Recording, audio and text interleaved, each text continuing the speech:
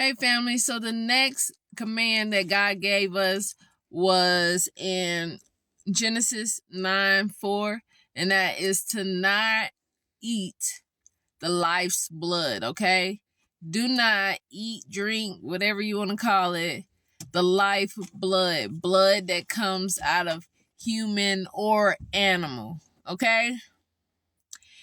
This actually comes before Passover, but since Passover was coming up, I guess it was on my mind. And I just want y'all to think about something. Have y'all noticed that Easter always falls in the middle of Passover? Just something to think about, okay? So God says, do not eat the life's blood, okay? He said, everyone who eats the life's blood, animal or human, will be held accountable, okay? You will be held accountable, right? And then he tells us again in Leviticus, right? 17, verse 10, right? It says, I will set my face against any Israelite or any foreigner residing among them who eats blood, and I will cut them off from the people. For the life of a creature is in the blood, and I have given it to you to make atonement for yourself on the altar. It is the blood that makes atonement for one's life. Therefore I say to the Israelites, none of you may eat blood, nor may any foreigner residing among you eat blood. Any Israelite or any foreigner residing among you who hunts any animal or bird that may be eaten must drain out the blood and cover it with earth, because the life of every creature is in its blood. Okay? This is why I say to the Israelites, you must not eat the blood of any creature, because the life of every creature is its blood. Anyone who eats it must be cut off. Must be cut off. Okay? And these occults, as they call it, these high up people, these certain celebrities that eat and drink blood, right? They feel like it gives them power and energy. So you know what that tells me? One, you know who their leader is, the devil, because the devil always got to do the opposite of what God says not to do, right? Two, they believe in God. They believe in God, right? If God says do not eat the blood because the life of every creature, every human is in the blood, and they feel that if they drink the blood, it gives them power and energy, that says they believe God. They have to. Everything they stand for and believe in is based off believing what God says. It's just they choose to do the opposite because they feel like it's going to give them something more, right?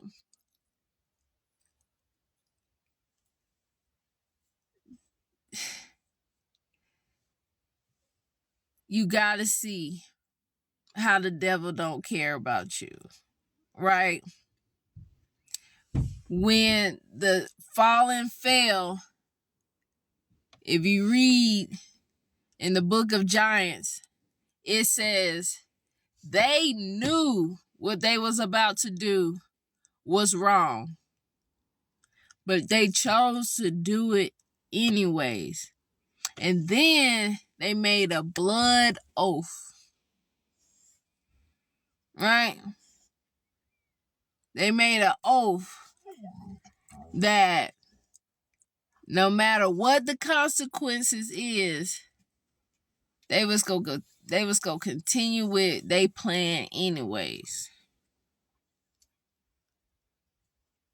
They made an oath. They knew they was going to get in trouble, right? They knew what they was doing was wrong. And they still was like, we going to do it anyways, no matter what the consequences is. So what I tell you?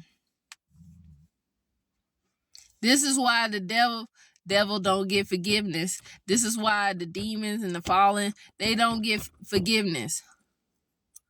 All right? Because they know right from wrong. God said he had men already chosen for those women. He said the angels was not made to have sex. They wasn't made to reproduce. That's not what he created them for. Right? So, I'm trying to tell you, the devil, he will always either try to make you feel like God ain't real, or if you believe God is real, then he'll try to convince you that doing the opposite of what God telling you is better.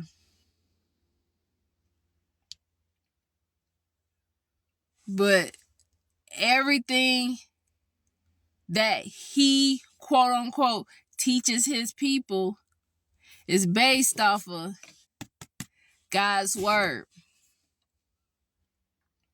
So that means you cannot believe the devil without believing in God. You can't. You cannot believe the devil is real without believing God is real also.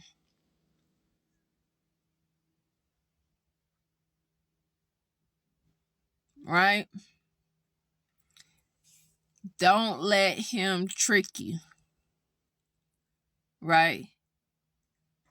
Because if you're willingly following him, knowing that God is real, because all those people that's drinking blood, they have to believe that that's real, right? And they believe that it's real because God said it is. So that means they're doing the same thing that the fallen and Satan did. Lucifer did. They're deliberately going against God, even though they know the truth and they know right from wrong. And that right there doesn't get forgiveness. God said you will be cut off. He will turn his face from you. You won't give forgiveness. There's a difference between making a mistake and willingly choosing to do what's wrong when you know what is right. And that's what the devil and his followers do. They willingly do what's wrong, even though they know the truth and what's right. But us, we sometimes make mistakes. And God tells us he will forgive us, right? We just have to say we're sorry. And how do we say we're sorry? We make sacrifices of animals, a life for a life. Right? Because life is in the blood, right? This all goes back to Adam and Eve. It started when they first sinned. God killed the animal to cover them because of their sin, right? And then later on, the devil kept trying to, kill Adam and Eve. And Adam got in his head that if he sacrificed himself to God, that God would forgive him. And so he put some of his own blood on the altar to offer it to God. And God told him, don't do that ever again. Right? I appreciate the offering, but don't do it like that. Sacrifice this animal. Do it this way, right? Do things the right way. God will forgive you for mistakes, but he won't forgive you if you mess